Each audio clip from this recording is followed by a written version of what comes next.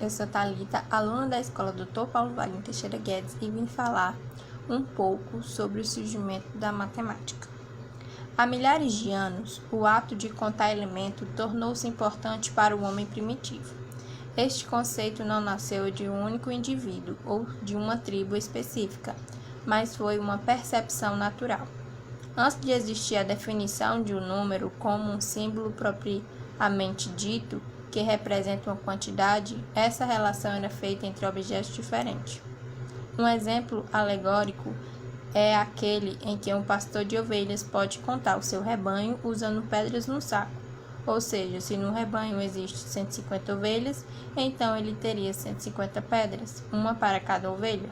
E isso se estendeu posteriormente para contar dias, estações do ano e entre outras medidas usadas pelo homem primitivo. O exemplo disso é o osso de Lebobos, que é um artefato arqueológico datado em 35.000 anos a.C., que serviu, segundo estudiosos, como um bastão calendário.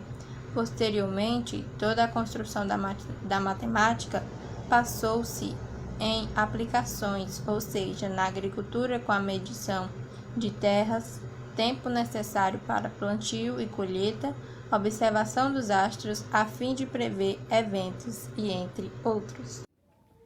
Matemática egípcia, babilônica e oriental. Sem dúvidas, as civilizações egípcias e babilônicas foram excelentes contribuintes para a matemática.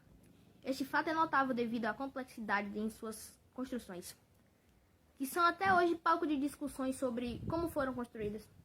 Um sistema numérico bem definido. O princípio das equações, entre outros elementos, foram a chave para o início da matemática moderna. Por exemplo, o papiro de Hilde é um documento onde estão escritos os números egípcios.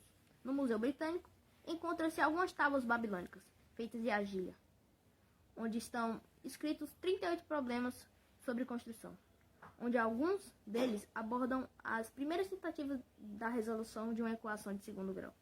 No Oriente, a matemática teve um avanço surpreendente, com a representação simbólica de números muito grandes, números negativos e decimais. Os países árabes foram o berço da geometria, da álgebra e da aritmética. Matemática na Grécia Antiga. Na Grécia Antiga, com a influência direta de seus pensamentos e filósofos, de todo o conhecimento antigo adquirido ao longo da história, a matemática começa a ser vista como uma ciência axiométrica e abstrata. Pitágoras, Euclides, Arquimedes, Alexandria e muitos outros nomes consideram o pensamento teórico e prático arquimétrica da geometria. A obra Os Elementos, de Euclides, é o tratamento matemático geométrico mais antigo que possui uma estrutura axiométrica bem definida, concretizando então o pensamento axiométrico da matemática, muito presente na ciência moderna.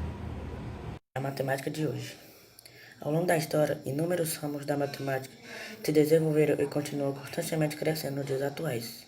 Hoje, basicamente, a matemática se divide em duas grandes áreas que são matemática pura e matemática aplicada. Na matemática pura, os formalismos e fundações da matemática são a base deste ramo, dando espaço para estudos como a teoria dos números, álgebra, combinatória, geométrica, topologia e análise matemática, sendo que cada uma dessas áreas ainda possui sub-áreas de interesse. Por exemplo, a topologia se divide em topologia geral, topologia álgebra e topologia diferencial.